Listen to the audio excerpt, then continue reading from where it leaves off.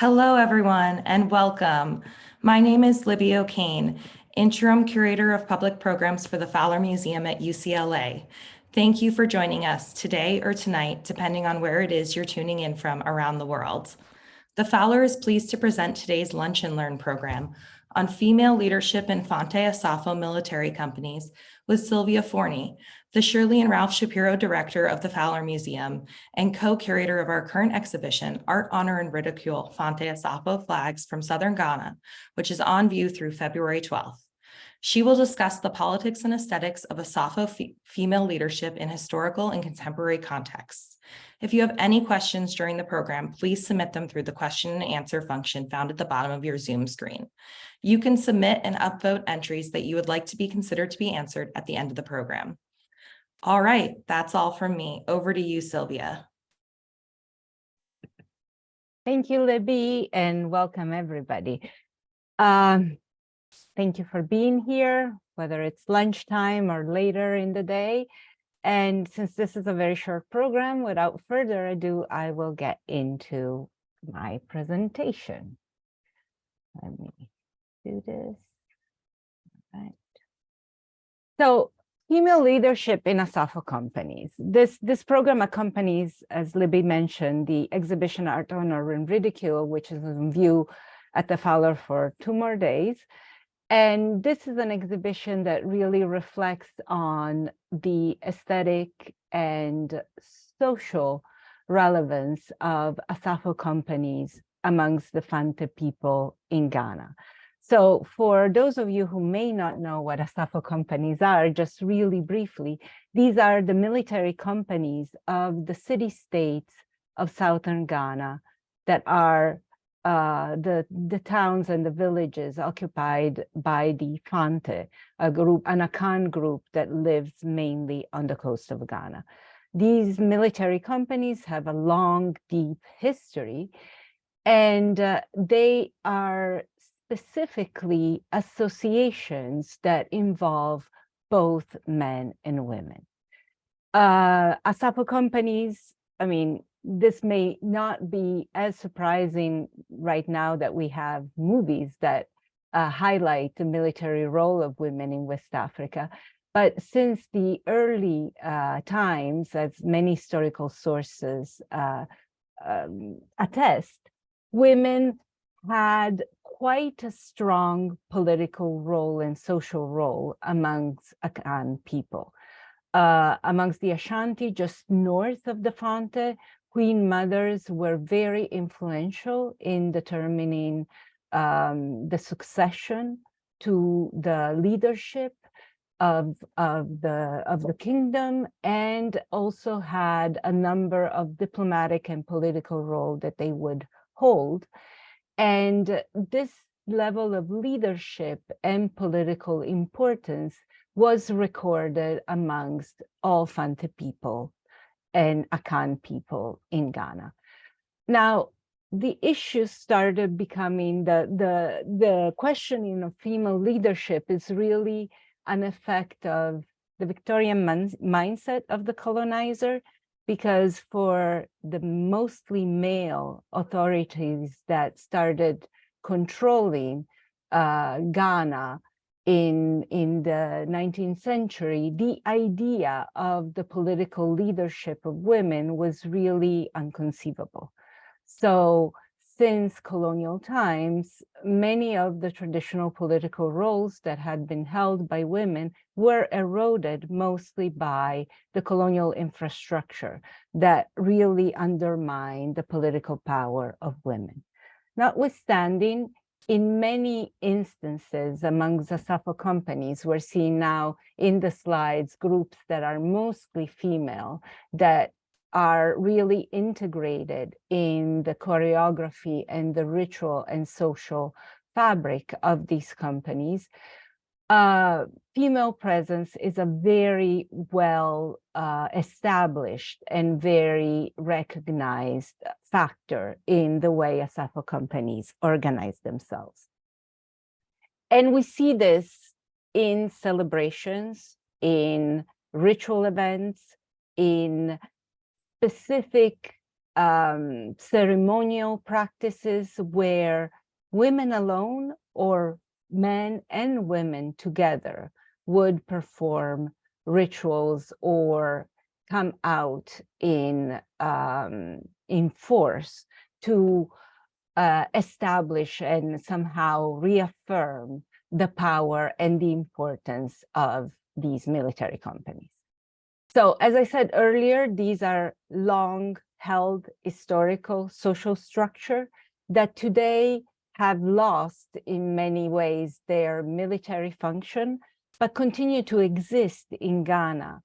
As you can see from these photos that are relatively recent that Doran Ross and I took in Ghana in 2014 and 2015, continue to be a very present organization or group of organizations in Fanta cities and towns. And what is notable is that more and more women are recognized as leaders within these companies. And not only they're recognized as leaders in these companies, but they are also recognized as leaders in society and in the urban fabric of Fanta City in very prominent ways. This slide here, which was taken in Gomoa Dego, this photo, shows Efua Nankia, who is the leader of Densifo #2 company. And her presence is definitely a strong military presence in many ways. And amongst the Asafo, female leaders and male leaders come across and hold the same level of power. This is also seen in the flags, where women are often represented as part of companies and are often part of the narrative of power and boastfulness that Asafo companies want to present to the outside world and to their enemies. Now, the presence, the importance of women in Asafo does not necessarily mean that male role and female role are always on the same plane. This very beautiful flag from the Fowler collection presents 3 very forceful warrior women in front of a man, but the reading that some of the interpreters gave of this flag was, if our women are so strong, can you imagine how strong our men are? So there is always a sense that male roles or male military prowess could be superior to that of women, but this does not always apply, because in many cases, women also can take up roles that are quintessentially recognized as male. And this is particularly relevant in Asafo companies where, unlike in the traditional leadership of the Akan, where, for example, women's stools are different from men's stools, and the stools are very important symbols of leadership amongst all these Akan people, the, let's say, paraphernalia or the regalia of power in Asafo companies are exactly the same for men and women. So the stools are identical, and men and women leaders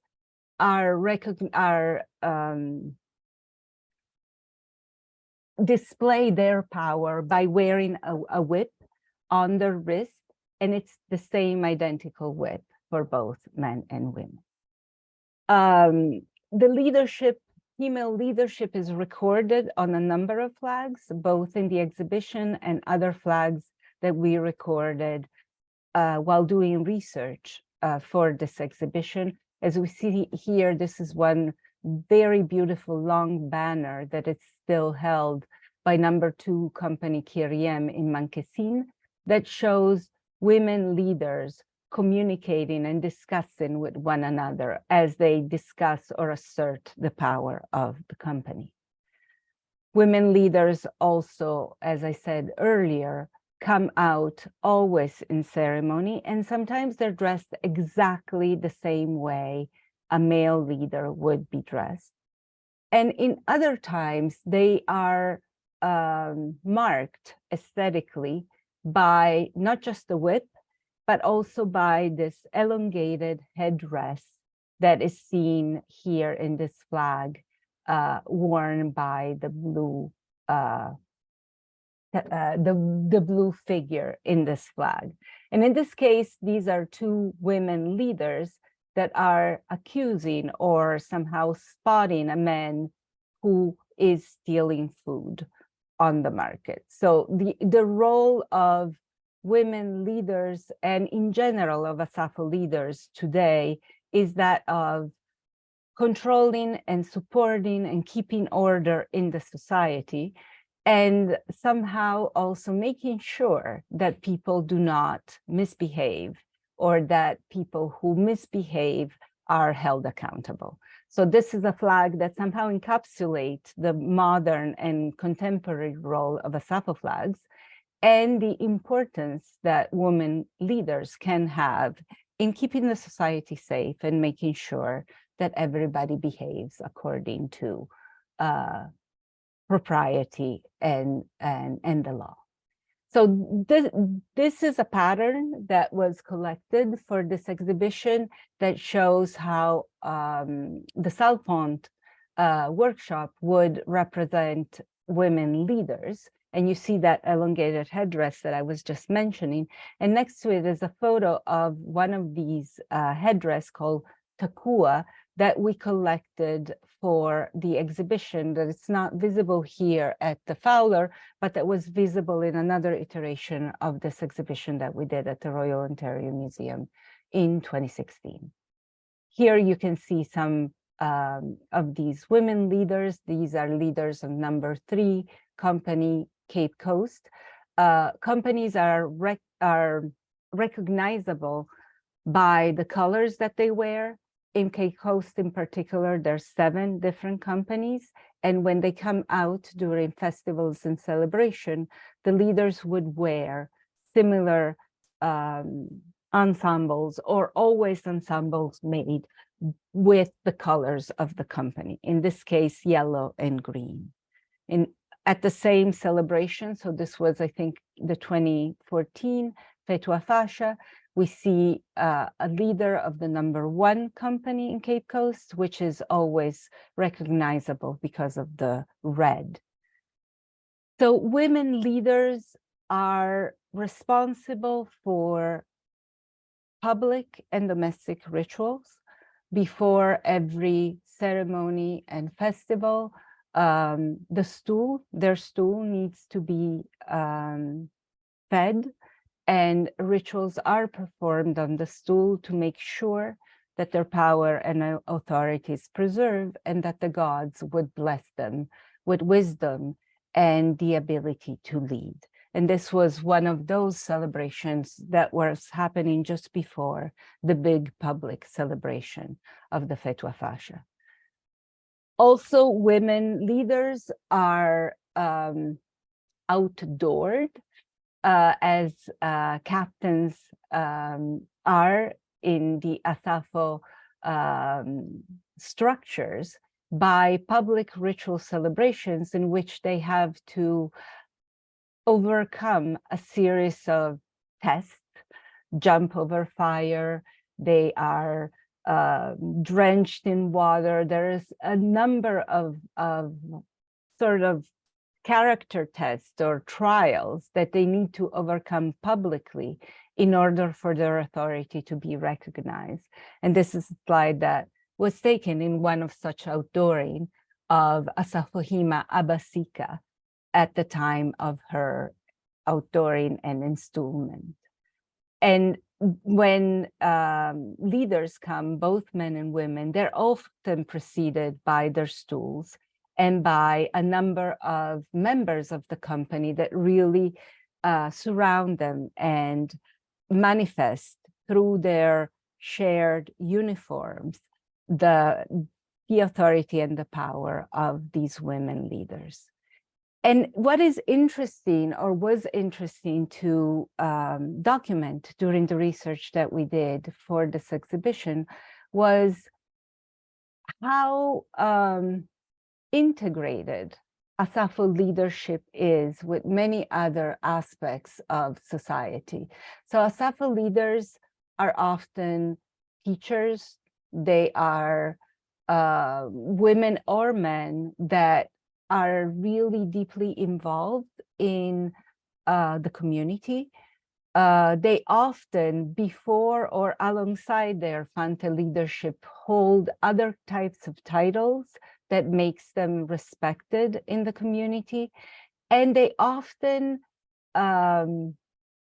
start, once they're chosen for their role, new ventures that would make them more effective in practicing this role in the community. And in this case, Asafo Hinakaze has an NGO that supports education for young women. And she's very, very dedicated to this mission. And the young women that she supports are usually surrounding her in every public appearance that she does during festivals and celebrations. The other aspect that it's interesting and somehow parallel to this leadership, or that supports this female leadership role amongst the Asafo companies, is really the overall presence of the female element in the spiritual pantheon of the Akan. So this is a god, a shrine, which is in the center of the town of Gomoadego. And the name of the shrine is Two Breaths. And both male and female priests are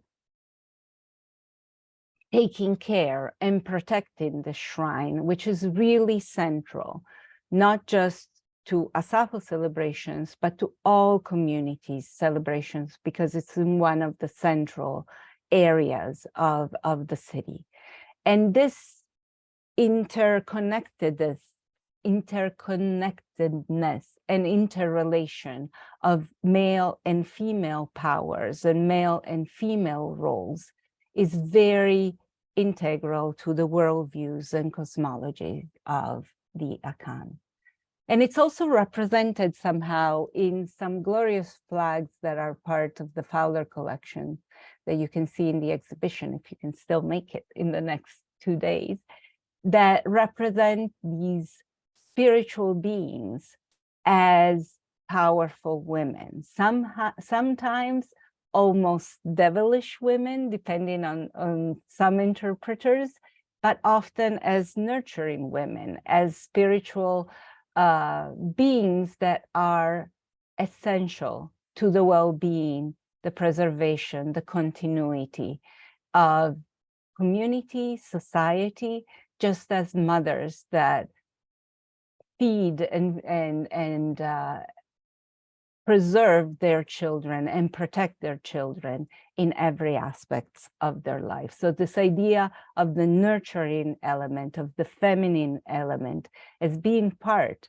of society, even when the presentation of society or of association is connected to war, is a very key aspect of this of the Akan and the Fante. And then the other aspect that it's interesting in it's the preeminence of the aesthetic of female representation on commercial flags, which is another aspect that we had documented in preparing for this exhibition. And this connects maybe to what is found attractive from the customers for which these flags are intended. But in my conversations with this flag maker from Svedro, who's really one of the most recognized flag makers in the region by local communities and societies, but also by the international market, he's really incredibly talented. And Baba Isaka was telling us how often he gets commissioned flags such as this one that show the female spirits, these nurturing, but also somehow fearful beings that represent the multiple aspects of womanhood that can be powerful, scary, but also very supportive and sustaining. And this is it. This is my short presentation about women in Asafo companies and Asafo flags. And I'm very happy to answer any questions. There is a question. What are the gold adornments in the pointed headwear? Are they rings? No, they're not rings. They're like pins. And they are, let me go back to the slide if I can. Oops, did I just lose it all? Oh, I'm so sorry. Here it is. Not looking so good now. Anyway, these are pins. So the headdress, the tekua, is made with rayon or silk threads. And then all these are pinned over coils of straw. And then the ornaments are pinned to these sort of straw and yarn cushions that are created by the wig makers. And these are wigs that recall historical hairdos that have been documented amongst the Fante since the late 19th century in photography, and that were also found in other kinds of representation of women leaders. How do members belong to a particular company? So this is, okay, the Fante, as all Akan, they're matrilinear in the sense that descent, family descent, is transmitted through the maternal line, but the affiliation to Asafo companies is patrilinear and it's local. So usually women go and live with their husband, and the location is what determines the belonging to an Asafo company. So in that sense, because it's not based on matrilineal descent, Asafo companies can be more open, and they can also include immigrants, which are quite often present in these coastal towns, which tend to be important commercial centers. So because they are locally based and you belong to the Asafo company of your patrilineage, which is often where you live, and it's not traced through blood, then Asafo companies can be more inclusive groups, but they also create different kinds of interconnections in society. So is Baba Isaka flag with the Union Jack new, old, inspired by an older flag? It's inspired by an older flag. It's new. It was made in 2015 or whenever I photographed him. It's very common for flags with the Union Jack to be made for market, because scholarship has documented that these should be pre-1957, but many are made especially for the market and to pretend age. What is the thread in the woman dress that appears to be gold? It's not gold, but it's golden thread, I would say. It evokes, this is the Gold Coast. So definitely in ancient times, real gold was used by powerful people and leaders. Today, there are many gilded type of ornaments and threads and silk and so on and so forth that are used both for dress as well as for these kinds of headdress. The images are the same on both sides of the flag. Yes, they're using patterns such as the one that you see here. And so the figures are cut from fabric, and then they are sewn, mirroring, stitched on two sides of the flag. So on each side of the flag, there is the mirror image. Tekua is not limited to Asafo, but yes, absolutely. Absolutely. So the tekua is not just for Asafo, but it's worn by women in ceremonial dress in many other areas, also amongst the Ashanti and women leaders and king. It's a formal headwear, but because what really represents female leadership is not so much the wig, but the whip that they that they wear on the wrist. Agreed. Absolutely, and thank you for that clarification. Okay, is there a difference in the belligerence of women-led society versus all-male ones? There's no all-male society. I mean, there can be all-male activities within a society, but usually women and men are part of an Asafo company and they are integrated, even though there may be, for example, in the Aziwa that you saw in my first slide, that was an all-women musical group. So it was an all-women functional segment, let's say, of the Asafo company. But when it came to the overall organization of the society, both men and women are integrated and have a role. A fly whisk. What is the function of the fly whisk in Asafo related display? The fly whisk is a symbol of power and authority. It's not Asafo specific. This is another instance in which we see fly whisks worn or carried by leaders as ceremonial, as regalia broadly, and also outside Ghana. Fly whisks are very commonly seen in association with power, either held by the leader themselves or by their assistants. I know that that's not the right word, but you know, the entourage that is surrounding them to keep flies away. Oh, Sophia Jaya is Fante. So maybe you should, maybe we should hear more from you and you can let me know what other things I may have not correctly recorded, but yes, I'm so glad that you're here. Let's see, what else? Were women actually involved in battle like the women warriors of Dahomey? Yes. Women in battles have been recorded amongst the Akan. Often there is very important historical figures leading war amongst the Ashanti.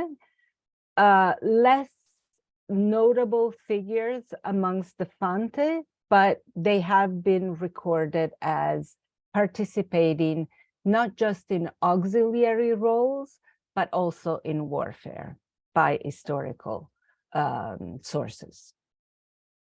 Did I respond to everything?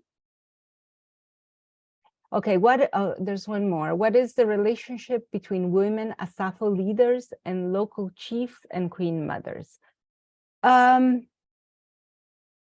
Local chiefs and queen mothers hold the political power of the community. So they are the main political infrastructure of a city, of a kingdom. Asafo companies are the military companies. So they serve, they are connected, they are, but they are not in control.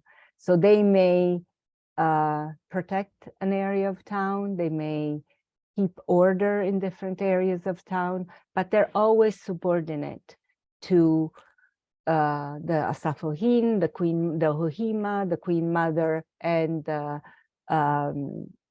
the leaders in the society. They are not controlling the political structure of a city.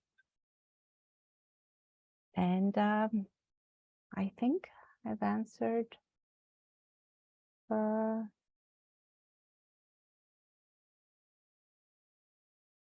the questions. So thank you so much, Silvia. That was a fascinating history of female leadership Infante Asafo military companies. So thank you for joining us today, and thank you to everyone else who joined us. The program's been recorded. It will be uploaded to the Fowler website for you to revisit and share in a few days, and we hope you'll join us again for our next program. Details can be found on the closing slide. Have a great weekend, everyone. Thank you. Thank you.